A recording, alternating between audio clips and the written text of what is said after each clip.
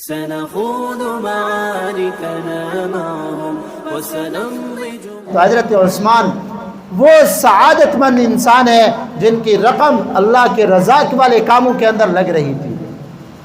جب حضرت علی رضی اللہ عنہ کی شادی ہوئی نا تو آپ صلی اللہ علیہ وسلم نے فرمایا علی حق المہر دینے کے لیے کچھ ہے تمہارے پاس پیسے؟ بیوی کو حق المہر دینے کے لیے بیوی کا حق المہر واجب ہے، واجب. اگر کوئی شوہر نہیں دیتا تو گناہ گار ہے. ہمارے ہاں معاف کرا دیتے ہیں. مرد کو شرم کرنی چاہیے، بیوی سے پیسے معاف کرا رہا ہے جو بیچاری کمانے والی بھی نہیں ہے. یہ مرد کی غیرت کے بھی خلاف ہے حق المہر معاف کرانا. بھائی دیا کرو حق المہر اپنی بیویوں کو، جنہوں نے ابھی تک نہیں دیا تو وہ ادا کریں، ورنہ موت کے اوپر جو ہے نا یہ قرض ہے. بیوی معاف نہیں کرے گی تو جنت میں بھی آدمی نہیں جا سکتا. آپ صلی اللہ علیہ وسلم نے حضرت علی سے فرمایا علی تمہارے پاس حق المہر دینے کے لیے کچھ ہے؟ انہوں نے عرض کیا یا رسول اللہ میں فقیر آدمی، میرے پاس کچھ بھی نہیں. فرمایا وہ جو زرہ ہے جنگ کے موقع کے اوپر فوجی لوگ پہنتے ہیں نا دشمن کے حملے سے بچنے کے لیے، لوہے کی زرہ، وہ نہیں ہے تمہارے پاس؟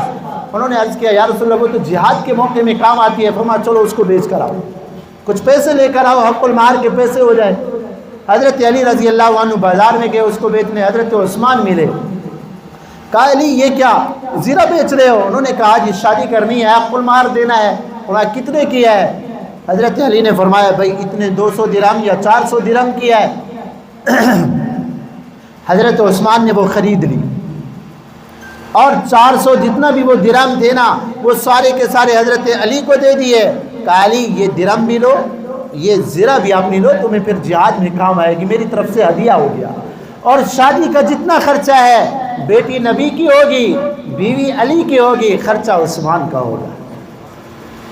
ہاں بیٹی نبی کی ہوگی اور بیوی علی کی ہوگی اور خرچہ عثمان کا ہوگا جتنا بھی ضرورت ہو.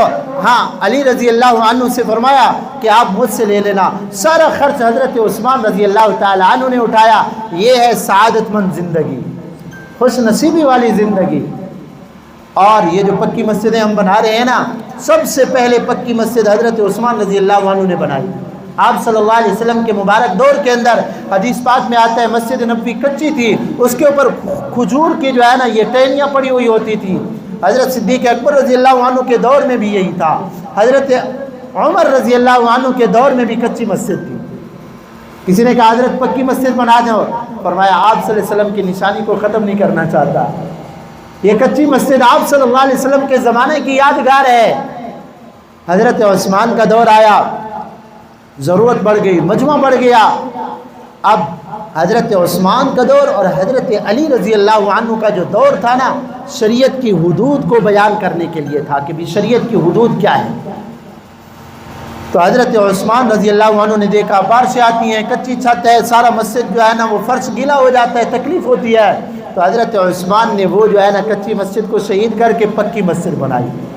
اگر حضرت عثمان نہ بناتے نا پکی مسجد تو آج ہماری مسجدیں وہی کچی ہوتی تھی. تو شریعت کو بیان کر دیا. مسجد کو خوبصورت بنانا، مسجد کو پکا بنانا، مسجد کے اوپر رقم لگانا، یہ بھی سعادت مندی کی بات ہے. حضرت عثمان رضی اللہ عنہ نے سب سے پہلے پکی مسجدیں بنائی. اور حضرت عثمان کا کتنا بڑا احسان ہے. یہ جو ہم قرآن پڑھتے ہیں نا، قرآن مصحف عثمانی ہے. حضرت عثمان رضی اللہ عنہ نے اس قرآن اس مصحف کو جمع کیا. سب سے پہلے تو حضرت صدیق اکبر نے کیا تھا. اور یہ جو رسم الخط ہے قرآن کی جو لکھائی ہے، یہ لکھائی، یہ رسم الخط، یہ حضرت عثمان رضی اللہ عنہ کے زمانہ میں اس کو جمع کیا گیا. لغت قریش کے اوپر جمع کیا گیا اور پوری دنیا کے اندر قرآن کے نسخے جو ہے نا پھیلا دیے گئے. یہ قرآن جو ہم پڑھ رہے ہیں یہ بھی حضرت عثمان رضی اللہ عنہ کا احسان ہے اس امت کے اوپر. تو حضرت عثمان کی کتنی بڑی سعادت ہے کہ ان کی زندگی ایسے گزری، آپ صلی اللہ علیہ وسلم کی اطاعت اور فرما برداری کے اندر گزری. اور آپ صلی اللہ علیہ وسلم کے جو صحابہ ہیں ان کے واقعات بیان کرنے کا مقصد یہ ہے کہ ہم بھی ان کے نقش قدم پہ چلیں.